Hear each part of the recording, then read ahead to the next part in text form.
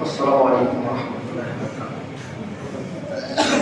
حامد ومصليا أما بعد فقد قال الله تعالى جل شأنه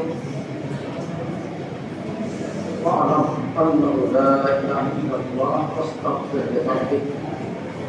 وقال جل شأنه والذين جاهدوا فينا لنهدينهم سبلنا.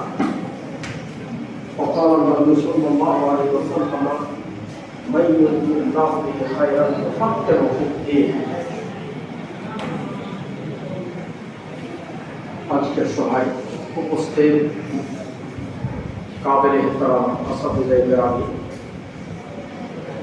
শিক্ষক মণ্ডলী এবং সামনে বসে থাকা আজিজে গ্রামী ছাত্রগণ, প্রিন্সিপাল সাহেবের আদেশ অনুসারে আজকে তোমাদের সামনে মাত্র 15 মিনিট কিছু উপদেশমূলক আলোচনা রাখবো।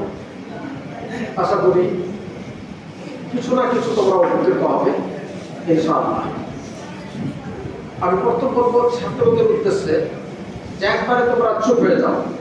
পিছনের ছাত্ররা গল্প করছো, মাত্র কয়েক মিনিটে আমি বলবো, বেশি তো লম্বা করবো না। আমাদের প্রয়োজন আছে, আমরাও যাবো।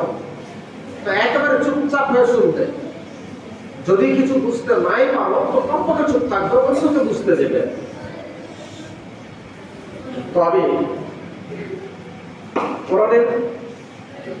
কোরআন থেকে কোরআনের কয়েক জায়গা থেকে কয়েকটা আয়াত পাঠ করেছি এবং রাসূলুল্লাহ সাল্লাল্লাহু আলাইহি ওয়াসাল্লামের হাদিস গ্রন্থ থেকে একটা হাদিসও পেশ করেছি। সামনে গিয়ে কিছু কথা থাকবে। আজকে যেহেতু আমরা যারা সাথে যা আছে, শিক্ষক মন্ডলী আছে, আমরাও তালেব ইলমের অনুসন্ধানে আছি। আর তোমরাও এসেছো, তোমরাও ইলমের অনুসন্ধানে এসেছো।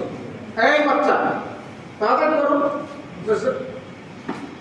খচর খচর করবে না। ইলমের অনুসন্ধানে তোমরা এসেছো। ইলমের অনুসন্ধানকারী যে কত মর্যাদাশীল আমরা হয়তো ওই পরিমাণ কাজ করতে পারছি না। তোমরা জানো যে আদম আলাইহিস সালামকে সৃষ্টি করার পর